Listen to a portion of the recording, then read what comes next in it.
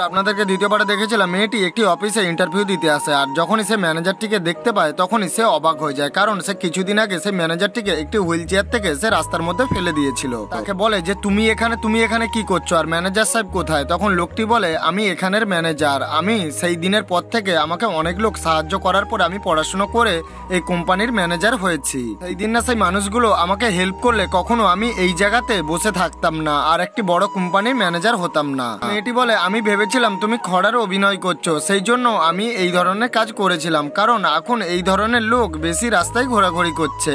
ম্যানেজারটি বলে কিসের জন্য এসেছো, কাগজপত্রগুলো দেখাও। বলে তোমার তো রেজাল্ট ভালো, কিন্তু তোমাকে আমি চাকরি দিতে পারবো না, কেননা এর আগে একটি মেয়ে এসেছিল আর সে খোঁড়া মানুষ ছিল, আর তাকে আমি সেই চাকরিটা দিয়ে দিয়েছি। এটি বলে তার থেকে তো আমার এক্সপিরিয়েন্স বেশি রয়েছে, তাহলে কেন দিলে? বলে সে আমার মতনই খোঁড়া মানুষ, সেই জন্য তাকে আমি কাজটি দিয়ে দিয়েছি। তো বন্ধুরা, ভিডিওটি ভালো লাগলে অবশ্যই পরবর্তী পার্ট দেখার জন্য লাইক করে চ্যানেলটা সাবস্ক্রাইব করে নেবেন।